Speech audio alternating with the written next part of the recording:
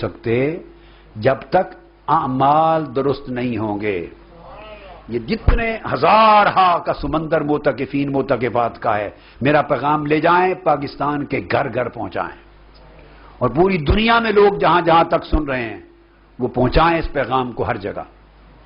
جب تک اعمال درست نہیں ہوں گے، تحریک منہاج القرآن کے کارکن ہوں یا کسی جگہ منسلک ہوں، یاد رکھ لیں، آپ سمجھیں محض نسبت کی برکت سے سارا کام چل جائے گا، یہ دھوکہ اور فریب ہے. ہماری فلاں سے نسبت ہے، ہمارا بیڑا پار ہے.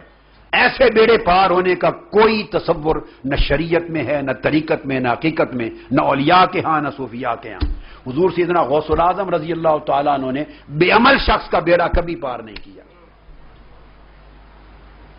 یہ کشف المحجوب پڑھی ہے ساری آپ کے سامنے، اس کو پڑھیں کہ حضور داتا گنج بخش علی حجویری انہوں نے بے عمل شخص اور خلاف شریعت چلنے والا اور اللہ رسول کے احکام کے حق ادا نہ کرنے والے شخص کا کہا بیڑا پار ہے. داتا گنج بخش رضی اللہ تعالیٰ عنہ نے اس کا بیڑا پار نہیں کیا. یہ اور پیر کون ہیں جو اس کا بیڑا پار کرتے ہیں؟ یہ کون لوگ ہیں؟ یہ سیدنا غوث الاعظم کی کتاب غنیت الطالبین ہے میرے ہاتھ میں. انہوں نے بے عمل اور خلاف شریعت اور احکام الہی اور احکام رسول پر کامل اتباع کیے بغیر کسی شخص کے بیڑا پار ہونے کی خوشخبری نہیں دی.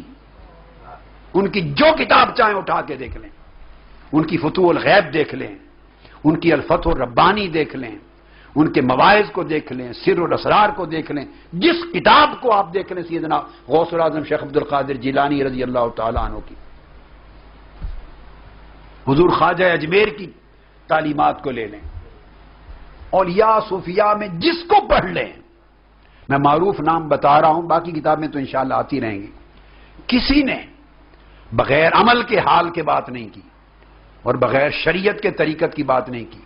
یہ سارا ڈھکوسلا پاکستان کی پیداوار ہے، تاکہ نہ محنت کرنی پڑے، نہ ہینگ لگے، نہ پھٹکڑی، نہ محنت، نہ ریاضت، نہ عبادت، نہ طاعت، نہ تہجد، نہ قیام اللیل، نہ رات کا جاگنا، نہ روزے رکھنا، نہ تلاوت کرنا، نہ رونا، نہ دھونا، نہ اخلاق، نہ عفو درگزر، نہ سخاوت. یہ سارے کام نہ کرنے پڑے، بس ہاتھ میں ہاتھ دیا، بو بو بو کر کے دم مارا اوپر اور کہا جا پترا تیرا بیڑا پار ہے. بیڑا پار نہیں، ایسا کہنے والوں کا بیڑا غرق ہے. ایسا کہنے والوں کا بیڑا غرق ہے. یہ کوئی صوفیاء نہیں ہے، یہ تصوف کی بدنامی ہے. اور یہ کچھ جو پاکستان میں ہوتا ہے وہ یہاں برطانیہ میں بھی اس سے بھی زیادہ معراج کے ساتھ ہے. برطانیہ میں گھر گھر یہ ہو رہا ہے. جن کا حتیٰ کہ کاروبار وہاں نہیں چلتا ان کا بزنس یہاں بہتر چلتا ہے، برطانیہ اور یورپ میں. جو وہاں ناکام ہوتے ہیں وہ اس مارکیٹ میں آتے ہیں، جہاں ان کو اور بڑے بڑے بڑے پکے گاہک مل جاتے ہیں، صرف اس لیے کہ علم کی کوشش نہیں کی کسی نے.